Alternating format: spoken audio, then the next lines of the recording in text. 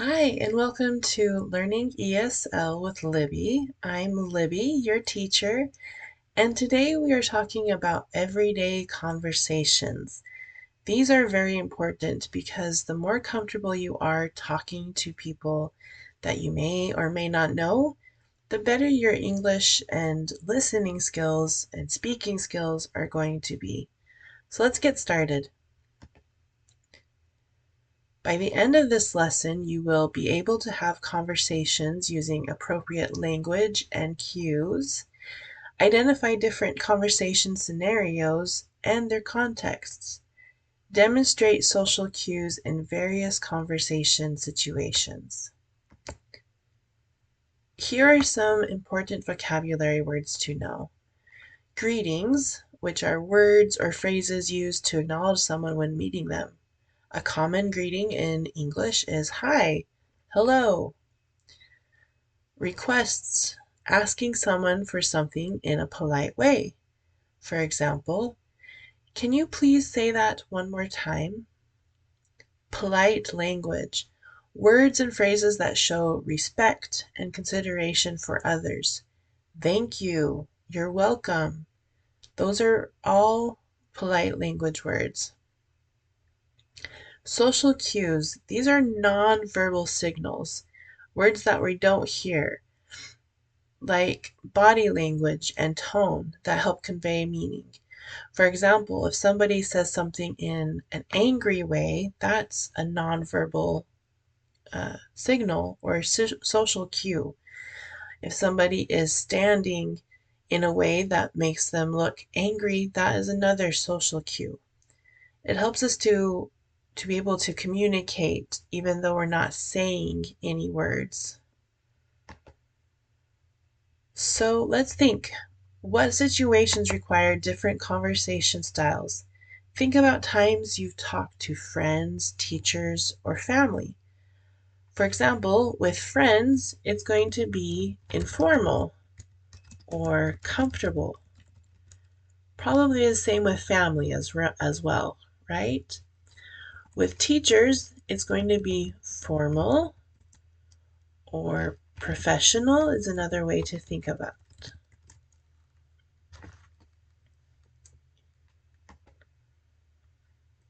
So we're now going to explore common conversation scenarios that people encounter every day. So let's think about greetings, how to say hello and introduce yourself. You may have already completed the lesson that teaches you how to introduce yourself. We're going to also talk about how to ask for help. These are phrases you need when you are needing help. We're going to talk about how to ask for something in a polite way to make a request. So again, conversations are super important. They help us build relationships and communicate what we need or want. This is a good way to help others understand how we feel and help them to listen to us as well. So it's very important that we practice these skills. So these are some different situations or scenarios. They have different language and cues. For example, when you meet someone new for the first time, asking for directions, ordering food. These are all different scenarios.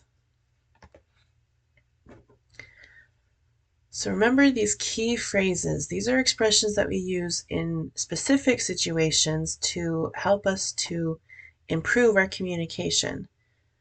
Polite requests, again, are ways that you can ask for help. For example, could you please help me? Or can I please go to the restroom? These are requests that we make. We want to make sure that we use polite language and tone in various scenarios. Using words like please and thank you show others respect, and they can help us improve our communication. So you want to say please when you're making a request. Can you please help me with my homework? Can you please repeat that one more time? And then you say thank you to express your gratitude or appreciation after someone has helped you. Thank you for your help. Thank you for providing me with this assignment. These are respectful words to help us enhance or improve relationships. Social cues are those nonverbal signals, those things that we do with our body that are not things that we say. They're things that we say just using our bodies. For example, our body language is the way we position our bodies. It can show either confidence, it can show discomfort, it can show our feelings, it can show that we're sad or that we are angry or mad.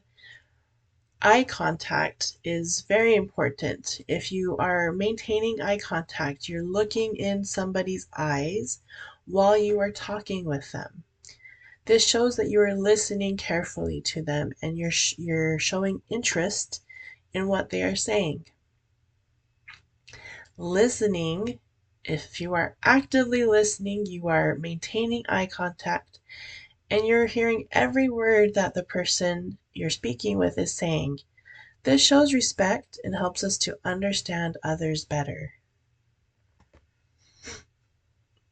Now remember, there are differences in cultures. Here in the United States, there are many people from many different countries, and it's important to understand how their cultures greet each other.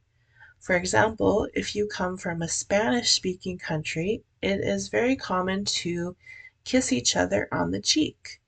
If you come from an Asian country, it is possible that you bow to each other instead of shaking hands.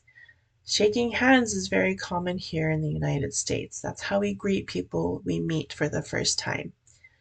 So remember to understand the differences between countries and look at the body language of the person you're meeting to see what they are comfortable doing.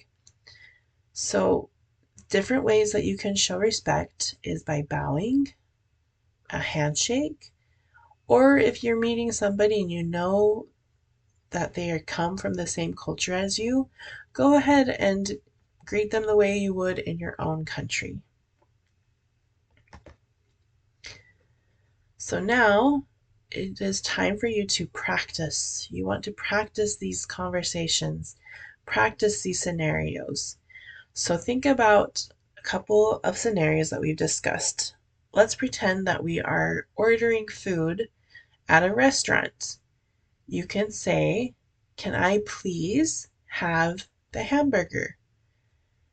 And then once they ask you if there's anything else, you can say, "No, thank you. Thank you for taking my order."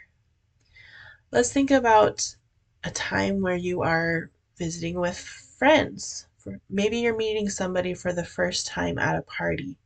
How would you say that? You could say, "Hi, nice to meet you. My name is," and then say your name.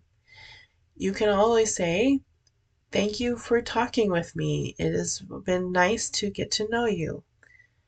We're going to practice more scenarios in the next lesson.